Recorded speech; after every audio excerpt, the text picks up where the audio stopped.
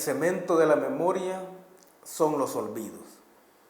Esa es una frase que nos va a servir de base para hablar de un tema, que es el tema recurrente en estos días y tiene que ver con lo sucedido el pasado domingo en la Asamblea Legislativa.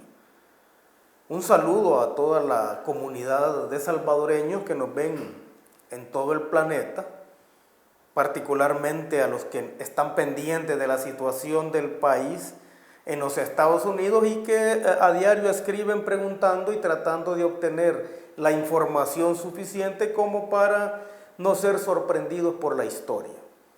Un saludo muy particular a Carlos Campos, Rosa González y Mario Peña. Gracias por ver estos programas de plataforma de TVX y gracias por estar pendientes también de la situación política en El Salvador. ¿De qué vamos a hablar ahora? Vamos a hablar de lo sucedido el pasado domingo en la Asamblea Legislativa. Eso es algo, como digo, el tema del momento, pero hay que tener la información necesaria, hay que recuperar esas partes de la memoria necesaria como para poder hacer un análisis objetivo de lo que sucedió y lo que está sucediendo en el país. El contexto de ese domingo, el contexto político, social de ese domingo, tenemos que buscarlo en una serie de hechos anteriores. En primer lugar, las investigaciones que está realizando la Fiscalía General de la República en torno a las negociaciones con las pandillas. Ese es un hecho, es una premisa de lo que sucedió este domingo.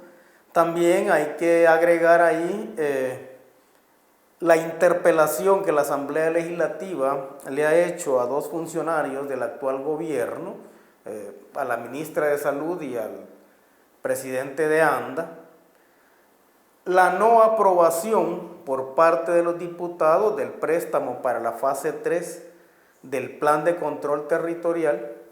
Esos son los, digamos, como los hechos previos que pueden ayudarnos a explicar lo que sucedió el pasado domingo. Ahora, se habló y se habla de que hubo un llamado a la insurrección. Y se habló de eso como si fuera la primera vez que un político hace llamados a la insurrección. Esa es parte de la desmemoria o esa es parte de los olvidos que la población tiene y que obviamente van a ser aprovechados o tratan de ser aprovechados por quienes no quieren que la situación política del país cambie de forma significativa. Llamados a la insurrección ha habido y lo han hecho políticos y ex candidatos desde hace rato. Solo voy a mencionar dos datos. El llamado a la insurrección, específicamente a la sublevación del ejército que hizo Norman Quijano cuando perdió las elecciones en 2014, hizo un llamado público a la insurrección, invocó el derecho a la insurrección del pueblo, pero acompañó ese llamado pidiendo o exigiendo casi una sublevación del ejército para que le dieran el triunfo en esas elecciones presidenciales. Antes de eso ya había habido llamados a la insurrección, mencionar nada más la de un diputado del FMLN que llama a la insurrección al pueblo en contra de la Sala de lo Constitucional.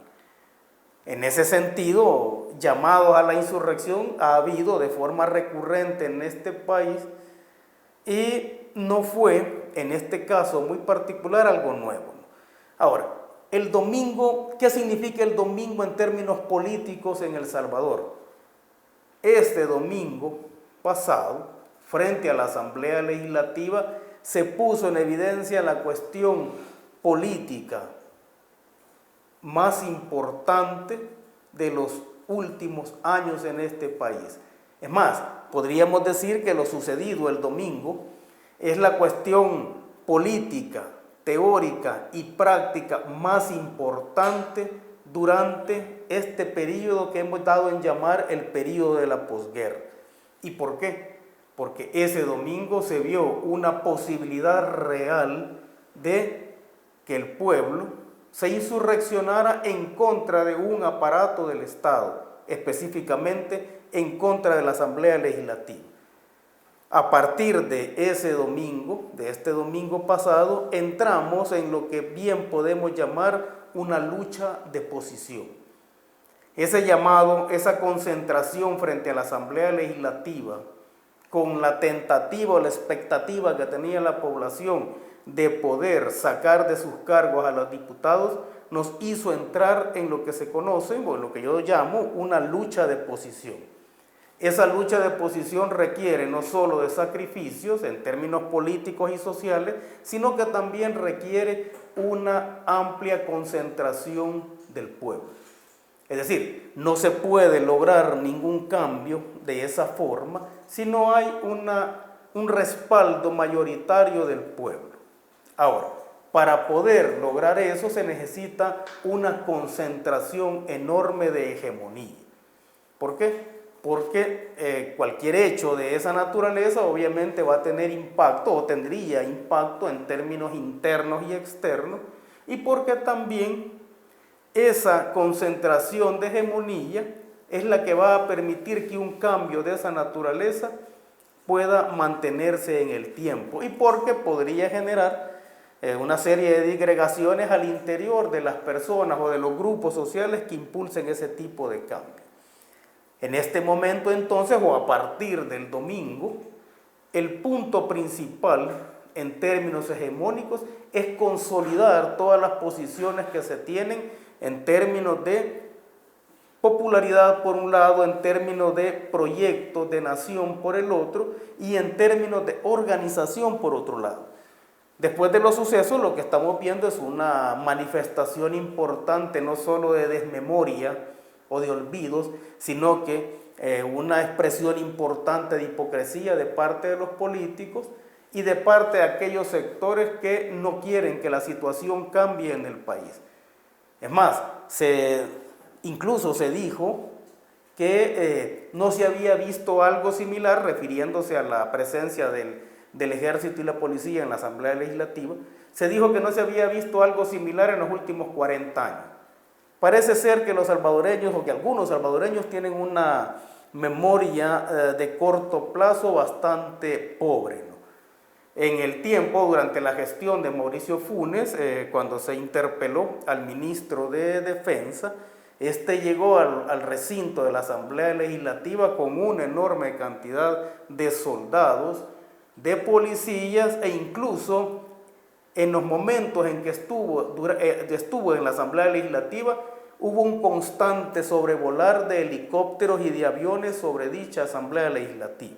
Entonces, la presencia o el irrumpir en el recinto legislativo no es algo que no haya sucedido en los últimos 40 años. El punto es que cuando estamos hablando de hechos de este tipo, realmente lo que hacemos es una interpretación de lo que sucede. Por supuesto que yo no estoy de acuerdo en que el ejército tenga un protagonismo demasiado importante. Por supuesto que no estoy de acuerdo en que los militares sean el factor determinante de la política en este país. Pero creer que el ejército es apolítico me parece que es una ingenuidad. No solo porque forma parte del aparato coercitivo del Estado, sino que el hecho de contar con armas y tener el espacio o la autorización para usarlas los convierte al ejército en un poder político. En cualquier parte del mundo se sabe que un presidente que no controle el ejército y la policía no controla su presidencia. Entonces, si bien no es aceptable el hecho de que el ejército sea un actor y un sujeto político determinante, también vamos a decir que es una ingenuidad creer de que los mandatarios de cualquier parte del mundo hacen uso del ejército para tratar de presionar en determinados momentos de su gestión. Ahora, hemos entrado en este momento en la fase culminante de la situación política e histórica del país. En este momento o a partir de este momento, lo único que importa o lo más importante es tratar de consolidar o tratar de llegar a lo que se llama puestos decisivos en el gobierno. ¿Y cuáles son esos puestos decisivos en el gobierno? La Asamblea Legislativa y los diputados. En este momento lo que se va a ver, o lo que ya se está viendo, es lo que yo llamo una lucha de cerco, es decir, los distintos sujetos políticos cercando o tratando de cercar a los otros. Y así como un sector, que en este momento podría ser el sector mayoritario, tiene la capacidad para acercar a sus oponentes, también estos oponentes tienen una especie de reserva para poder ellos mismos cercarlo. La no aprobación del préstamo para la tercera fase del plan de control territorial es una forma de que también la oposición tiene sus espacios de cerco, ¿no? Ahora, ¿cuál es la actividad principal que se debe impulsar en este momento? Si se quiere hacer cambios significativos en el país, lo que se debe hacer es construir, como un mecanismo de presión también, construir un movimiento único ciudadano contra la corrupción. Porque al final estas intenciones de sacar a los diputados de sus puestos tiene que ver con actos de corrupción. Porque al final eso que algunos llaman hipócritamente como una ruptura de la institucionalidad, al final tiene que ver también con actos de corrupción. Entonces, el país necesita construir un movimiento único ciudadano contra la corrupción que tenga fines estrictamente electorales, si es que quiere cambiar esa situación en la cual la corrupción es el principal factor, ¿no? Ahora, entramos en este momento, o al construir un movimiento único ciudadano, de lo que necesita es de tener todos los días buenas noticias y de tener todos los días un proceso de acercamiento con la población. Estamos en un campo político-social, no estamos en un contexto. Por lo general la gente cuando quiere justificar algunos hechos habla de contexto, y al final hablar de contexto lo que quieren decir es: esto se puede hacer únicamente si yo lo hago. Estamos en un campo político-social. En ese campo político-social no hay equipos, hay jugadores. Y esos jugadores son los que van a determinar al final, en esta fase en la cual estamos, si las cosas van a cambiar o no van a cambiar. Los diputados hasta el momento se han portado como, voy a retomar aquí la idea de los míticos centauros, ¿no? Mitad hombre y mitad bestia, ¿no? Han tratado a la población de forma bestial y nadie se ha indignado. Han tratado a la población como un objeto y nadie se ha indignado. Es decir, todos aquellos que hoy salen hablando de que se rompió la institucionalidad democrática no dijeron absolutamente nada cuando en ese recinto legislativo se aprobaron una serie de decretos que van en contra de los intereses de la población. El que no se haya culminado con las intenciones que la gente que se concentró en la Asamblea Legislativa llevaba de derrocar a los diputados, me parece a mí que es la derrota más dulce para Nayib Bukele. Esa derrota le cae prácticamente del cielo, porque los resultados, si se hubiese dado ese hecho, hubieran sido de corto plazo y seguramente no hubieran sido resultados duraderos. Ahora, se habla de la ruptura de la institucionalidad democrática en el país. En este país la institucionalidad democrática nació rota y se ha ido resquebrajando cada vez más. Si yo quisiera señalar dos momentos al menos de ruptura de la institucionalidad democrática, podría fácilmente encontrar bastantes datos, ¿no? Voy a decir dos nada más. En este país se rompió la institucionalidad democrática en 1997 cuando se privatizan las telecomunicaciones. En este país se volvió a romper la institucionalidad democrática cuando se privatizó la energía eléctrica y se privatizaron las pensiones. Esos han sido dos momentos de ruptura de la institucionalidad democrática en este país. Pero como en esos dos casos los afectados eran las personas del pueblo, entonces nadie dijo nada.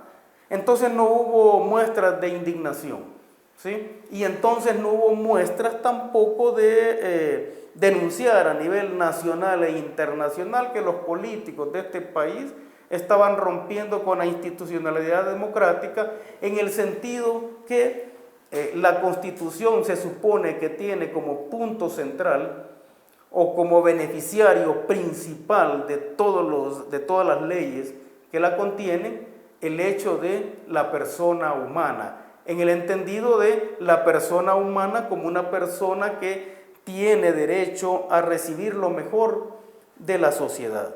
Entonces, en esos momentos, en esos dos momentos al menos hay una ruptura de la institucionalidad democrática. ¿Cuál es el desparpajo que se provoca ahora? Que se habla de la presencia del ejército para presionar a los diputados para tomar una decisión en términos de aprobar un préstamo. Entonces los diputados se indignaron. La indignación de ellos fue tal que en la sesión del día lunes, el diputado presidente de la Asamblea Legislativa hasta hizo quitar la silla y el gong porque los consideraba como contaminados y porque los consideraba como instrumentos que pudieron haberlo sacado de su cargo. Si eso es así, si la indignación llega a ese tipo, entonces sería de pensar en que los próximos diputados que lleguen a la Asamblea Legislativa y que sean diputados nuevos y que sean diputados que van a pensar en beneficiar al pueblo, entonces todos esos diputados lo primero que tienen que hacer es retirar todas las sillas que han sido ocupadas hasta el momento por todos aquellos políticos que han decretado leyes en contra de los intereses de la población. Entonces, así como se quitaron esta silla o así como se indignaron estos diputados, la gente también está aprendiendo a partir de este momento lo que significa la dignidad y lo que significa la indignación. Toda la gente que estaba en las afueras de la Asamblea Legislativa estaba con la total disposición de echar a los diputados.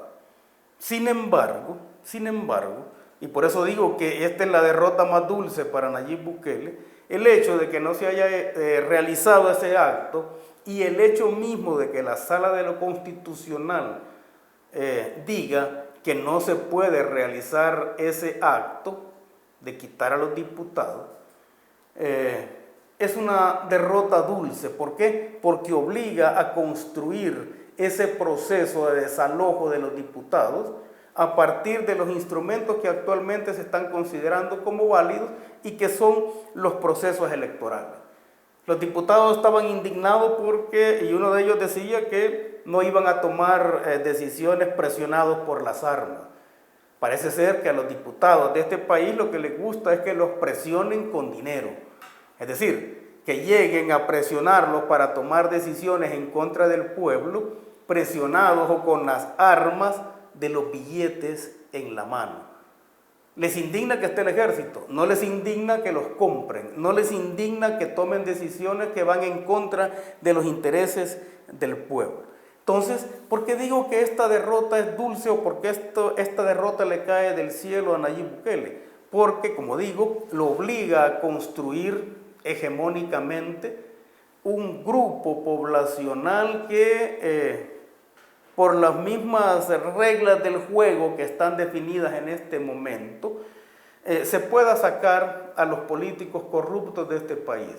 Y también porque eso va a significar un avance en términos de cultura política, porque si los nuevos diputados que llegan caen también en las garras de la corrupción, van a ser sacados de la misma forma por el pueblo. Lo que hemos aprendido a partir del domingo es que al pueblo se le aplica la ley, que al pueblo se le aplica todo lo perverso de la institucionalidad democrática. Pero cuando el pueblo trate de hacer uso de los distintos mecanismos que de alguna forma canalicen su indignación, entonces al pueblo se le detiene. En este momento hay una enorme difusión de parte de la derecha más extrema de que en El Salvador se rompió la institucionalidad democrática, que no se puede usar al ejército, etc. Y ese es el espacio de reserva que ellos tienen. Entonces, eso se debe contrarrestar, como digo, creando un movimiento único ciudadano contra la corrupción, creando un movimiento único ciudadano que haga de la cultura política, el principal referente en todos los procesos electorales. Y acá hay distintos mecanismos a partir de los cuales incluso la población puede sentirse parte de lo que va a cambiar en este país o de lo que se puede cambiar en este país. Si los diputados se niegan a aprobar el préstamo, hay que recurrir a las donaciones de los ciudadanos comunes y corrientes, tanto en El Salvador como fuera de El Salvador. A lo que hay que recurrir entonces es al hecho de que la gente recupere la memoria y la gente recupere la dignidad. ¿Qué más militarizada puede estar la Asamblea Legislativa si cada uno de los diputados que están ahí tiene por lo menos 3 o 4 guardaespaldas? ¿No es eso militarizar una Asamblea Legislativa? Obvio, necesitan tantos guardaespaldas porque están tomando y han venido tomando una serie de medidas en contra de la población. En este momento, en esta fase culminante de la situación política e histórica en la que estamos, es necesario concentrar todos los esfuerzos para organizar a la gente, pero organizarla de tal forma que si lo nuevo que llegan a la Asamblea Legislativa caen en lo mismo, la gente tenga el poder suficiente también para sacarlos de ese lugar. No se puede permitir que la población sea puesta de lado. Si ustedes se fijaron en toda la discusión que se tiene en torno a los sucesos del domingo, se centra todo en los diputados, en la indignación de los diputados, pero no se centra eso en la indignación que sentía y que siente la población por todas las medidas que estos han tomado. Repito, es lamentable que el ejército esté presente, pero también deberíamos sentir como lamentable que el ejército tenga que estar presente en las comunidades para garantizar la seguridad de las personas. Es lo mismo. Este es un ejército que obviamente debería tener otro tipo de papel, pero la indignación también tiene intereses. Entonces, lo que a mí me indigna no es lo que le indigna al otro. Eso es lo que hay que pensar. Este es el momento de recomponer la situación, este es el momento de convertir una derrota en posibles triunfos más adelante, y este es el momento también en impulsar en la población una nueva versión de lo que significa la dignidad.